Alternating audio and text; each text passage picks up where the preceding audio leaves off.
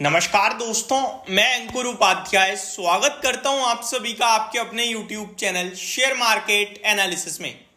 Final call आप सभी के साथ शेयर करने जा रहा हूं इस वीडियो में। ये जो भी चल रहा है, क्या इसमें अपनी पोर्टफोलियो हल्की करनी चाहिए या भारी, यानी कि एडिशनल बाइंग करनी चाहिए। तो एक चीज तो क्लियर है कि हमें एडिशनल बाइंग करनी है, सेलिंग नहीं करनी है।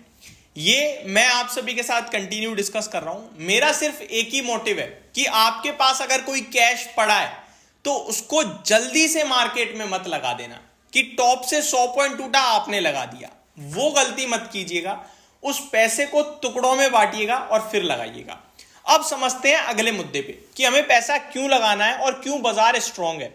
तो अगर मैं ग्लोबल चीजों को थोड़ा साइड करके भारतीय बाजार पे आऊं तो भारतीय बाजार के लिए क्या क्या चल रहा है। भारतीय बाजार का इन्फ्लेशन डेटा पॉजिटिव आ रहा है। आज होलसेल नंबर आए, होलसेल का इन्फ्लेशन डेटा आया, पॉजिटिव आया। आईएमडी की तरफ से बयान आया कि नॉर्मल से ज्यादा मॉनसून रहेगा, पॉजिटिव डेटा। अपने एक कंपनी के रिजल्ट आए हैं आईटी दिग्गज टीसीएस के, पॉजिटिव आए। तो अपने पास नेगेटिव है ही क्या इस समय? कुछ भी नहीं। इलेक्शंस की बात करें तो इलेक्शंस में भी सबको यहां पे बहुत कुछ दिख रहा है और क्लियर दिख रहा है, तो वहां भी पॉजिटिव है। मार्केट ये मान के चल रहा है कि अगर इलेक्शन में जैसा बाजार को दिखा वैसा ही आया तो बाजार यहां से और शूट कर सकता है। लगभग 5-7% की तेजी बन सकती है। और जितनी सीटें मार्केट मान रहा है उतना नहीं भी आया तो मार्केट में 10% तक की करेक्शन आएगी, जो बहुत तेजी से बाइंग के रूप में यूज होगी और फिर बाजार भागेगा। सब कुछ क्लियर है। अब बढ़ते हैं अगले स्टेटमेंट पे। फिर ये जो गिरावट हो रही है इसके पीछे का रीजन क्या है? तो ये जो गिरावट हो रही है उसके पीछे के रीजन है 3-4। पहला है अमेरिका, जो कि खराब पे खराब डेटा पेश कर रहा है। सबसे पहले उसने इन्फ्लेशन डेटा पेश करा जो खराब था, उसके बाद उसकी कंपनी के नंबर आए जो कि खराब थे, एंड अमेरिका का बाजार खुद टूट गया। ये सारी चीजें मिलाकर बाजार को, भारतीय बाजार को गिराने का काम करते हुए दिखी हैं। ये सारे कॉन्सेप्ट मैंने आपको समझा दिए कि बाजार क्यों गिरा और बाजार में एक्चुअली में करना क्या चाहिए। अब हम अगली तरफ बढ़े, आगे की तरफ बढ़े, तो अब सवाल उठता है कि निवेश करना है, बाय ऑन डिप्स करनी है, लेकिन कहां पे? स्टॉक्स में तो कुछ हो ही नहीं रहा। मेरे पास न जाने कितने कमेंट्स आए थे जब मार्केट 21,800 से भागकर 22,700 हो गया कि भाई इंडेक्स ऊपर जा रही है, पोर्टफोलियो में आज भी कुछ मजा नहीं है, पोर्टफोलियो में हरियाली है ही नहीं, पोर्टफोलियो में तेजी है ही नहीं। तो सवाल यह कि कहां पे पैसा लगाया जाए। तो आपको लिस्ट बनानी है उन स्टॉक्स की जो यहां से चल सकते हैं। मैं आपके साथ कुछ थीम, कुछ सेक्टर शेयर करता हूं। पहले तो आपको चुन लेनी है स्टॉक मार्केट की सर्विस प्रोवाइडर्स। ये मैं कंटिन्यू शेयर करता रहता हूं और वही है। हम जब बात करते हैं इन्वेस्टमेंट की तो हमारा व्यू 2-2.5 साल का होता है, तो वो हर 2 दिन में तो बदल नहीं सकता कि मैंने आज आपके साथ ये शेयर करा, कल मैंने वो शेयर कर दिया। इस तरीके से मोटा मोटी मैं तो सभी शेयर करके बैठा हूं ना। अपनी कुछ गिनी चुनी थीम है 2024 से 25 तक की।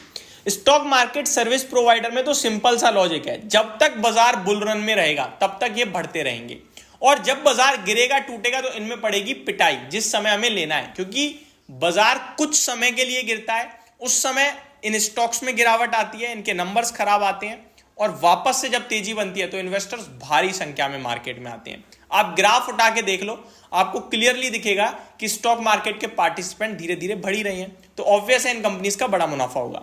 इस लिस्ट में मेरी टॉप लिस्ट पे आता है CDSL, जो कि डेपोजिटरी है, देन BSE जो कि एक्सचेंज है, देन आपका म्यूचुअल फंड इंडस्ट्री में कैम्स आ जाता है जो कि ट्रांसफर एजेंसी है।